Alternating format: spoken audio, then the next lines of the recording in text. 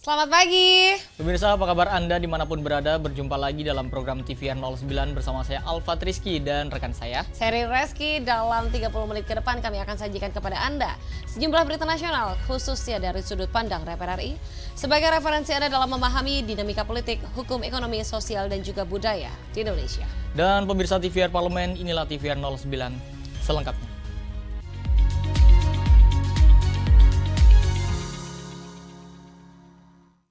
Pemirsa, anggota Badan Aspirasi Masyarakat DPR RI Kawendra Lukistian menyampaikan pendidikan gratis merupakan amanat undang-undang, sehingga pelaksanaan pendidikan gratis memerlukan petunjuk teknis yang jelas dalam pelaksanaannya. Badan Aspirasi Masyarakat atau BAM DPR RI menyerap aspirasi para pemangku kepentingan guna memastikan putusan MK terkait wajib belajar 9 tahun gratis di sekolah negeri dan swasta dapat diimplementasikan secara optimal. Hadir dalam kunjungan kerja ke Pemprov Jawa Tengah, anggota BAM DPR RI Kawendra Lukistian menyampaikan, pendidikan gratis merupakan amanat undang-undang. Namun Kawendra menilai, pelaksanaan pendidikan gratis memerlukan petunjuk teknis yang jelas dalam pelaksanaannya. Kawendra mendorong putusan MK tersebut untuk diimplementasikan dengan baik untuk membantu masyarakat yang mengalami kesulitan dalam memperoleh akses pendidikan. Pendidikan gratis ini kan amanat undang-undang, apalagi kita bicara wajib pendidikan 9 tahun. Yang harus kita intervensi adalah yang memang belum mampu untuk mendapatkan pendidikan. Jadi memang seperti alokasi anggarannya, kalau kita sekarang berbicara alokasi anggaran 20% untuk pendidikan, betulkah itu untuk pendidikan atau indikator-indikator lainnya, seperti di situ ada belanja pegawai, tapi belum langsung menyentuh sektor real untuk pendidikannya. Anggota BAM DPR RI Muhammad Haris menyambut baik putusan MK tentang pendidikan dasar gratis kepada masyarakat. Menurutnya, putusan ini memberikan kesempatan kepada seluruh masyarakat untuk mendapatkan pendidikan dasar yang layak, baik di sekolah negeri maupun swasta. Namun, ia menilai diperlukan regulasi yang jelas agar penyelenggara pendidikan swasta dapat menyelenggarakan pendidikan dengan baik tanpa ada pihak yang dirugikan. Pendidikan dasar itu sesuai dengan undang-undang, ada di kabupaten kota provinsi, kabupaten kota, maka perlu diskusi komunikasi yang baik. Sementara pendidikan SMA SMK itu di provinsi, sehingga berbagi berkolaborasinya harus memang betul-betul baik, sehingga kabupaten kota mampu menyelenggarakan pendidikan dasar secara maksimal baik swasta maupun negeri. Dari Jawa Tengah, Muhammad Samsul Fajri, TVR Parlemen melaporkan. Wakil Ketua DPR RI yaitu Adis Kadir berpendapat penerapan tarif pajak Presiden Amerika Serikat Donald Trump sebesar 32% masih bisa dinegosiasikan. Turut ditekankan di sini pemirsa, pentingnya merancang strategi keuangan yang tepat guna menjaga stabilitas ekonomi nasional.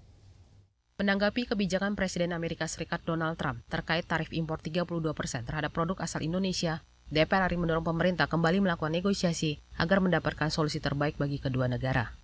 Wakil Ketua DPR RI Adis Kadir berpendapat, penerapan tarif pajak sebesar 32% masih bisa dinegosiasikan. Adis Kadir menekankan pentingnya merancang strategi keuangan yang tepat guna menjaga stabilitas ekonomi nasional. Adis menilai, kenaikan tarif tersebut merupakan tantangan bagi Indonesia di tengah ketidakpastian perekonomian global. Jadi memang ini satu tantangan bagi negara kita, dan kita tahu bahwa setelah BRICS itu, KTT BRICS, Pak Erlangga, Menko Perekonomian juga diutus ke Amerika mungkin untuk negosiasi kembali.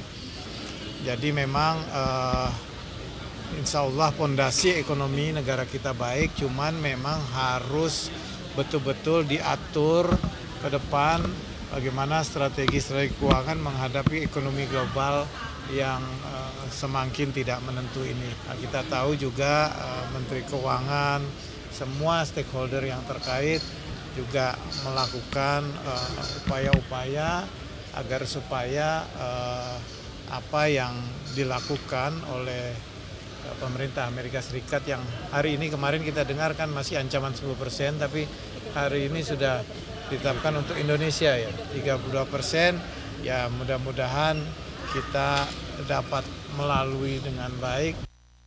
Sebelumnya, Presiden Amerika Serikat Donald Trump mengumumkan penerapan besaran tarif impor terhadap produk dari 14 negara, termasuk Indonesia, sebesar 32%.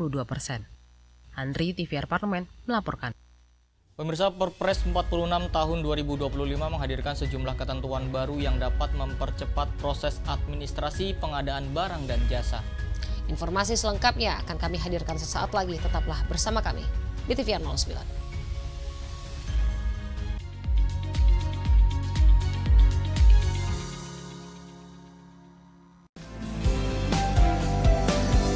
Sudut Dengar Parlemen. Nah, latihan untuk mencari informasi ini juga penting gitu. Nggak bisa diabaikan begitu aja. Artinya dari awal masyarakat juga harus tahu bagaimana cara mendapatkan lowongan pekerjaan atau sumber informasi pekerjaan itu yang tepat. Kita lihat di media sosial juga banyak sekali yang menyampaikan 40 tahun, 30 tahun mencari pekerjaan di job fair itu begitu susahnya. Bekerja di luar negeri itu menjadi salah satu pilihan. Opsi yang cukup opsi menarik yang menarik, menjanjikan. Nah, pertanyaannya kan, terus yang nganggur ini kita gimana nih? Iya. Dengan adanya TPPO ini, yang pasti ada data. Mereka pergi kemana, kerja apa. Secara G2G juga kita tahu bahwa di negara yang menjadi biasa tujuan daripada pekerja ini butuh tenaga kerja apa. Kita tahu data itu. Nah, sekarang balik ke kita, apakah kita mempersiapkan SDM kita mentargetkan ke beberapa itu.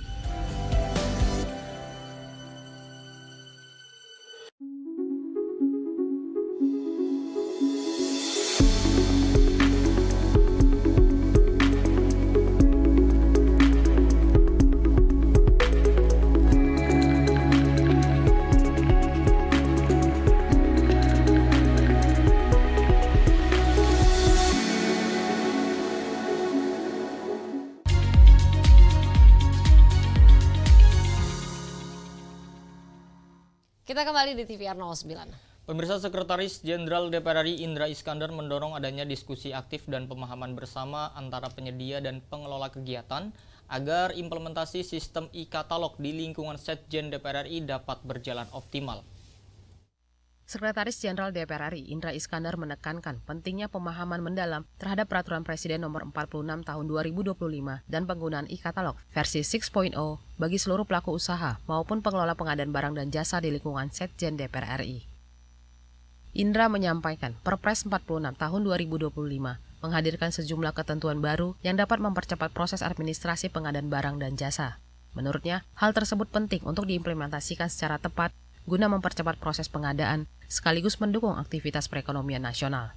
Oleh karena itu, Indra Iskandar mendorong adanya diskusi aktif dan pemahaman bersama antara penyedia dan pengelola kegiatan agar implementasi sistem e-katalog di lingkungan Setjen DPR RI dapat berjalan optimal. Ya, saya kira penting sekali ya, bagaimana semua pelaku usaha yang ada di lingkungan Setjen DPR beserta tim pengadaan barang dan jasa, juga PPK yang ada di lingkungan Setjen DPR ini memahami secara dalam berkaitan dengan penerapan Perpres baru ya, Perpres 46 tahun 2025 tentang pengadaan barang jasa dan e-katalog 6 versi 60 nih, versi 60. Karena itu akan nanti mempercepat proses pengadaan barang dan jasa yang ada di sini, sehingga ini juga akan berdampak bagi menggerakkan ekonomi nasional. Indra Iskandar juga menyampaikan sosialisasi tersebut melibatkan unsur lembaga kebijakan pengadaan barang dan jasa pemerintah, Kementerian Perindustrian, serta Kantor Pelayanan Perbendaharaan Negara. Rifki Makdudi, TVR Parlemen, melaporkan. Pemirsa, Wakil Ketua Komisi 12 DPR RI menilai pemerintah perlu melibatkan ahli di bidang migas agar realisasi APBN di sektor energi optimal dan juga tepat sasaran. DPR RI dan pemerintah tengah melakukan penyusunan asumsi makro sebagai dasar penyusunan anggaran tahun depan, salah satunya proyeksi produksi atau lifting minyak dan harga minyak mentah Indonesia atau ICP. Wakil Ketua Komisi 12 DPR RI Sugeng Suparwoto menekankan, data lifting minyak dan proyeksi ICP harus akurat karena data ini akan memengaruhi kebijakan fiskal dan subsidi energi pada APBN tahun anggaran 2026. Sugeng mengatakan, pemerintah perlu melibatkan ahli di bidang migas agar realisasi APBN di sektor energi optimal dan tepat sasaran. Pasalnya, target lifting minyak di tahun ini masih belum tercapai. Produksi minyak nasional per Mei 2025 dicatat baru mencapai 578.000 barrel per hari dari target 605 barrel per hari. Menurutnya, pemerintah perlu menghitung kembali agar asumsi makro APBN tahun depan lebih realistis.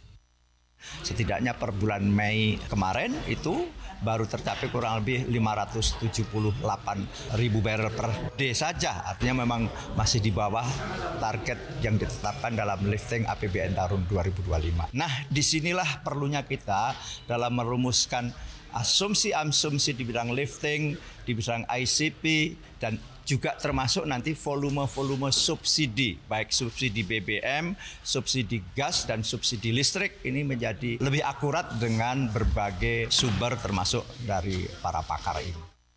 Sebelumnya, Komisi 12 DPR RI telah menerima masukan dari SKK Migas dan 10 kontraktor kontrak kerjasama atau K3S terkait proyeksi produksi minyak di tahun depan. Sugeng berharap berbagai masukan ini bisa menjadi rujukan yang realistis terhadap penyusunan asumsi makro di bidang energi dan pertambangan tahun depan. Kendan Gunarso, TVR Parlemen, melaporkan. Pemirsa, anggota Komisi 4 DPR RI mendorong Satgas Pangan segera melakukan tindakan hukum, menindak tegas kasus beras oplosan yang sudah beredar di sejumlah minimarket dan merugikan masyarakat. Menanggapi peredaran beras premium yang dioplos dengan beras stabilisasi pasokan dan harga pangan atau SPHP, anggota Komisi 4 DPR RI Slamet mendesak Satgas Pangan menindak tegas dan memproses hukum para pelaku praktek ilegal ini. Berdasarkan data Kementerian Pertanian, hanya 20% beras SPHP dijual dengan harga subsidi. Sementara itu, 80% beras subsidi ini dioplos untuk dijual dengan harga beras premium. Slamet meminta Satgas Pangan segera melakukan tindakan hukum karena beras oplosan sudah beredar di sejumlah minimarket dan merugikan masyarakat. Ia menilai pemerintah perlu membuat regulasi yang jelas untuk mengontrol mutu dan penyaluran beras subsidi agar tidak menjadi celah yang bisa disalahgunakan pihak tidak bertanggung jawab. Umumkan saja sehingga masyarakat ini kan terjadi penipuan yang luar biasa kepada rakyat kita. Harusnya hak dia mendapatkan premium tetapi dengan berbagai hal mendapatkan medium atau bahkan sebaliknya, harga premium dia mendapatkan medium atau yang seharusnya dia mendapatkan harga medium tetapi juga tidak sesuai hanya. Makanya kuncinya satu saja, Satgas Pangan bertindak tegas, lakukan penegakan hukum dan secara ini aturannya harus jelas. Catatan saya terkait dengan beras ini kan tidak ada aturan hukum untuk mengontrolnya. Payung hukum, regulasi untuk mengontrol tentang bantuan ini tidak ada. Imbas praktek pengoplosan ini, negara diperkirakan mengalami kerugian hingga 2 triliun rupiah. Hingga kini, 10 dari total 212 produsen beras yang diduga melakukan pengoplosan ini telah diperiksa Baris Krim Polri. Menteri Pertanian Andi Amran Sulaiman bahkan mengancam akan mengumumkan 212 merek beras tersebut jika para produsen tidak memberikan mutu beras yang sesuai. Adila dan Divo, TVR Parlemen, melaporkan. Pemirsa, kondisi ekonomi Indonesia tengah dalam situasi yang cukup mengkhawatirkan. Di samping terjadi PHK besar-besaran, pemirsa, Indonesia juga menghadapi tantangan dalam pengelolaan keuangan negara. Dan pemirsa, simak informasi selengkapnya usai jeda, tetaplah di TVR 09.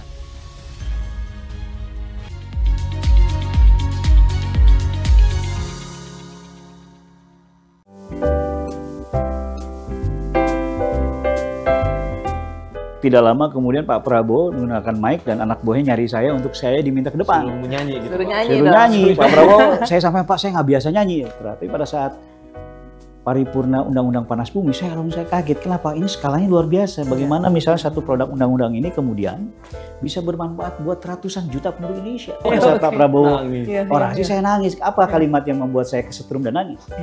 Beliau bilang, kalau saya hanya ingin menikmati masa tua saya, masa pensiun saya bisa pindah ke Eropa, pindah ke Inggris, dan saya menikmati kemajuan bangsa-bangsa lain. Tapi saya tidak rela kekayaan Indonesia kemudian terus dikeruk oleh bangsa asing, dan anak cucu kita akan jadi kacung-kacung bangsa asing. Walau apa yang terjadi, tabahkan hatimu selalu. Jangan sampai kau tergoda mulut manis yang berbisa.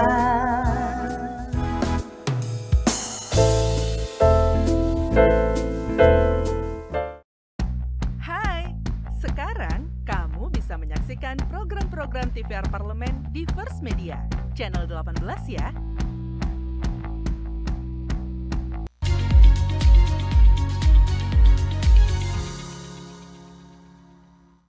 Kita kembali di TVR 09. Pemirsa, defisit anggaran pendapatan dan belanja negara mencapai 662 triliun rupiah yang dapat berdampak pada stabilitas ekonomi nasional jika tidak segera dikendalikan dengan benar. Dan pemirsa, di sini DPR RI mendorong pemerintah untuk segera mengambil langkah strategis, mulai dari efisiensi belanja negara hingga optimalisasi penerimaan negara. Simak liputan mendalam yang telah dikemas oleh tim redaksi TVR Parlemen dalam segmen editorial Parlemen berikut ini.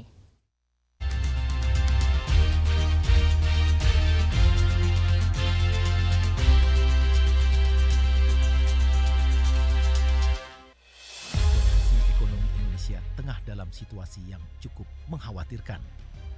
Bagaimana tidak, pemutusan hubungan kerja atau PHK yang berjumlah puluhan ribu seolah menjadi langit mendung bagi perekonomian. Dampaknya, daya beli ikut menurun, yang pada akhirnya membuat masyarakat lebih selektif atau hemat dalam membelanjakan uangnya. Belum lagi persoalan kenaikan harga komoditas pangan. Iklim ekonomi ini otomatis membuat masyarakat berpikir dua kali untuk belanja di pasar swalayan, mal, dan restoran yang berkontribusi pada penerimaan pajak. Sehingga lambat laun akan berpengaruh pada pendapatan negara Indonesia yang sekitar 70-80% berasal dari pajak. Anggapan itu menguat menyusul pernyataan Menteri Keuangan Sri Mulyani dalam rapat paripurna DPR RI 1 Juli 2025. Ia mengungkapkan bahwa defisit APBN tahun 2025 diperkirakan mencapai 662 triliun rupiah. Sementara berdasarkan hitungan per semester, defisit APBN tahun 2025 melonjak lebih dari 2 kali lipat dibanding tahun 2025. Tahun 2024, defisit semester pertama sebesar 77 triliun rupiah, sedangkan di tahun 2025 mencapai 197 triliun rupiah. Perkiraan ini bergeser dari target awal pemerintah yang tercantum dalam dokumen kerangka ekonomi makro dan kebijakan fiskal 2025. Dalam dokumen itu, pemerintah menetapkan defisit APBN sebesar 616 triliun rupiah atau setara 2,78% dari produk domestik bruto. Undang-Undang 17 Nomor 2003 tentang Keuangan Negara mengatur batas maksimal defisit APBN sebesar 3%. Namun, melebarnya defisit anggaran sebesar 2,78% beresiko menambah utang negara. Pemerintah berencana menggunakan saldo anggaran lebih atau SAL untuk menutup defisit APBN. Ketua Badan Anggaran DPR RI Said Abdullah menyatakan dukungannya terhadap langkah pemerintah dalam mengendalikan defisit. Yang defisit awalnya 2,53 menjadi 2,78. Kurang lebih sekitar 662 triliun. Kemudian pemerintah juga meminta persetujuan untuk penggunaan SAL sebesar 86 triliun. Semua kerangka yang saya sampaikan ini persetujuan Badan Anggaran DPR terhadap laporan semester 1 dan prognosis semester 2 itu agar kita semua bersama-sama pemerintah dan DPR apa yang menjadi cita kita bersama baik Presiden maupun Badan Anggaran atau DPR bisa tercapai. Sementara anggota Komisi 11 DPR RI Andi Yuliani Paris berpendapat lonjakan defisit APBN dapat dicegah melalui peningkatan realisasi lifting minyak secara bertahap. Kalau misalnya harga minyak lebih dari 8,2 dolar per barel, itu lebih dari itu, wah ini akan mempengaruhi juga memperlebar defisit. Nah, kita harapkan semua harapan untuk tidak makin lebarnya defisit di atas 2,78%.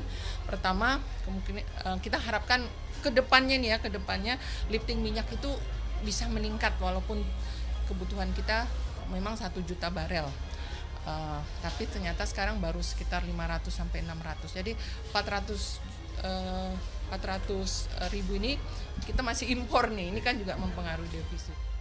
Pemerintah masih punya 1 semester untuk melakukan langkah strategis dalam mengendalikan defisit APBN. Intensifikasi penerimaan pajak dan PNBP merupakan salah satu caranya. Namun, pemerintah juga dapat memulai memangkas pengeluaran yang tidak perlu dan mengalokasikan anggaran pada sektor pendukung pertumbuhan ekonomi masyarakat.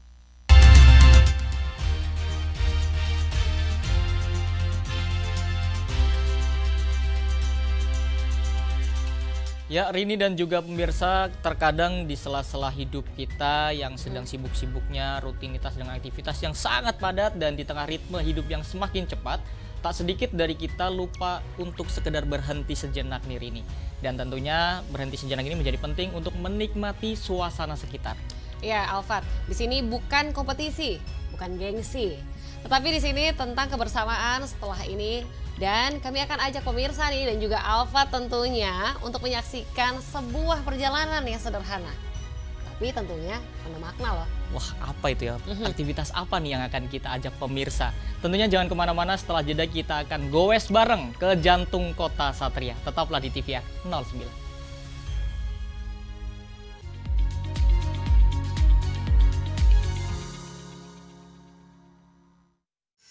Kehadiran mereka tidak hanya mewakili suara perempuan, tetapi juga membawa perspektif yang beragam serta pengalaman hidup yang unik ke dalam proses pembuatan kebijakan.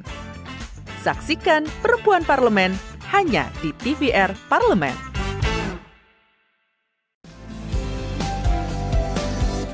Sudut Dengar Parlemen. Nah, latihan untuk mencari informasi ini juga penting gitu. Nggak bisa diabaikan begitu aja. Artinya dari awal masyarakat juga harus tahu bagaimana cara mendapatkan lowongan pekerjaan atau sumber informasi pekerjaan itu yang tepat. Kita lihat di media sosial juga banyak sekali yang menyampaikan 40 tahun, 30 tahun mencari pekerjaan di job fair itu begitu susahnya. Bekerja di luar negeri itu menjadi salah satu pilihan. Opsi yang cukup opsi menarik yang menarik, menjanjikan. Nah, pertanyaannya kan, terus yang nganggur ini kita gimana nih? Iya. Dengan adanya TPPO ini, yang pasti ada data. Mereka pergi kemana, kerja apa. Secara G2G juga kita tahu bahwa di negara yang menjadi biasa tujuan daripada pekerja ini butuh tenaga kerja apa. Kita tahu data itu. Nah, sekarang balik ke kita, apakah kita mempersiapkan SDM kita mentargetkan ke beberapa itu.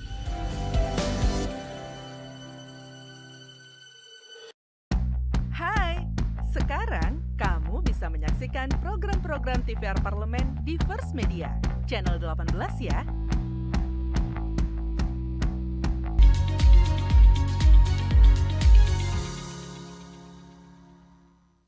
Ya, Rini dan juga pemirsa, tentu tadi kita sudah sedikit ngasih clue ya ke pemirsa. Kita akan mengajak pemirsa ini untuk bergoes di kota Satria, di mana di balik sepeda ini tentu selalu ada cerita. Kalau setiap goes pasti ada cerita-cerita yang menarik nih, tentang persahabatan, tentang saling tunggu, dan tentang hadir bukan hanya tiba.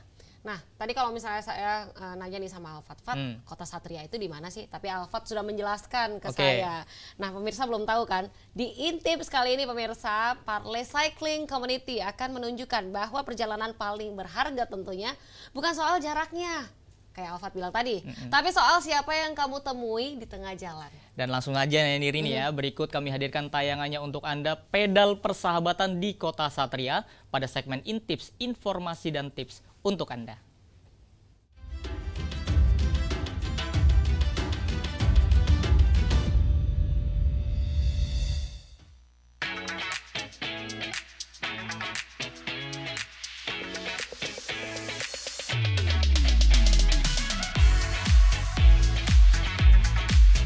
Di kaki Gunung Slamet, saat pagi masih dingin dan embun belum habis, sekelompok orang mulai bersiap, bukan untuk bekerja, bukan pula untuk bertanding, tapi untuk sesuatu yang lebih sederhana dan justru lebih bermakna, bersepeda bersama. Mereka datang dari berbagai latar belakang, tapi hari itu semua melebur jadi satu. Parley Cycling Community kembali mengayu, kali ini di jantung kota Satria, Purwokerto. Di era serba cepat ini, banyak dari kita lupa berhenti, lupa menikmati nafas, lupa memperhatikan sekitar. Tapi hari itu dengan sepeda sebagai pengantar mereka melambat. Bukan karena lelah, tapi karena ingin hadir penuh di jalan, di tawa dan dalam cerita yang sedang mereka ciptakan bersama. Goes bareng ternyata bukan hanya soal olahraga, tapi soal membangun ruang untuk saling menyapa, saling tunggu, saling dorong ketika tanjakan menghadang. Karena dalam komunitas, kita bukan sedang adu cepat, kita sedang belajar untuk sampai bersama. Mau mulai goes di kotamu? Mulailah dengan persiapan yang ringan tapi penting. Pertama, kenali tubuhmu. Goes santai 10-20 km sudah cukup untuk jaga kebugaran. Lakukan 2-3 kali seminggu. Kedua, gunakan perlengkapan standar. Helm, sarung tangan, dan pakaian yang nyaman. Jangan anggap remeh pelindung karena keselamatan adalah yang utama. Ketiga, pilih rute yang bersahabat. Hindari jam sibuk, manfaatkan jalur sepeda atau kawasan Car Free Day. Jangan lupa tetap hormati pejalan kaki dan pengendara lain. Keempat, bawa air minum dan kalau bisa ajak teman. Karena goes yang paling seru adalah goes yang dilakukan bareng. Dan terakhir, nikmati. Jangan buru-buru. Kadang justru di tengah perjalanan kamu bisa menemukan kedai kopi kecil, pemandangan yang indah, atau obrolan ringan yang kamu rindukan. Dari luar ini mungkin hanya kegiatan bersepeda, tapi kalau kamu ikut, kamu akan tahu. Di balik peluh ada tawa, di balik tanjakan ada tangan yang siap bantu, di balik jarak yang ditempuh ada hati ke hati yang makin dekat. Purwokerto jadi saksi tentang bagaimana roda-roda itu bukan hanya membawa tubuh berpindah, tapi juga membawa pesan bahwa kebersamaan tak butuh panggung yang besar, cukup jalan kecil, sepeda, dan hati yang tulus. Hari itu mereka menutup perjalanan dengan senyum, bukan karena garis finish, tapi karena merasa lebih utuh. Dalam satu pagi mereka sudah menempuh banyak hal, jarak, tawa, persahabatan, dan pengingat bahwa hidup yang baik bukan tentang sibuk tanpa henti, tapi tentang hadir dalam momen yang berarti. Jadi, kapan kamu mulai mengayuh? Mulailah hari ini. Bukan untuk jauh, tapi untuk lebih dekat. Dengan tubuhmu, dengan kotamu, dan dengan sesamamu.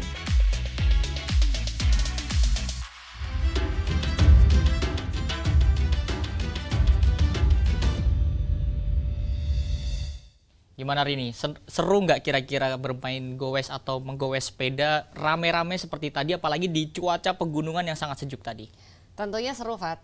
Karena di situ yang dilihat pertama bukan cuma olahraganya, betul, tetapi kebersamaannya pemirsa. Itu yang paling penting. Betul, jadi bukan soal siapa cepat sampai duluan, adalah saling tunggu dan sebagainya. Dan tentunya acara ngopi-ngopinya. Nah, rata-rata kan transit dulu, ngopi-ngopi dulu. Dan langsung saja pemirsa, di penghujung acara kami hadirkan agenda DPR RI pada Kamis 10 Juli 2025. Tentunya pada pukul 10 waktu Indonesia Barat akan ada rapat kerja Komisi 5 DPR RI dengan Menteri Perumahan dan juga Kawasan Pemukiman. Lalu pada pukul 13 waktu Indonesia Barat akan ada rapat dengar pendapat Komisi 9 DPR RI dengan Kepala Badan Gizi Nasional. Dan juga sejumlah agenda dan program lainnya dapat Anda akses melalui kanal YouTube TVR Parlemen atau melalui website tvrparlemen.dpr.go.id. Dan pemirsa TVR Parlemen, demikian TVR 09 edisi pagi ini. Kami segenap kru TVR Parlemen yang bertugas mengucapkan terima kasih telah menyaksikan TVR 09 pagi ini. Saya Alfat Rizky dan rekan saya Seri Reski, sampai jumpa di TVR 09 selanjutnya. TVR Parlemen, Referensi Indonesia.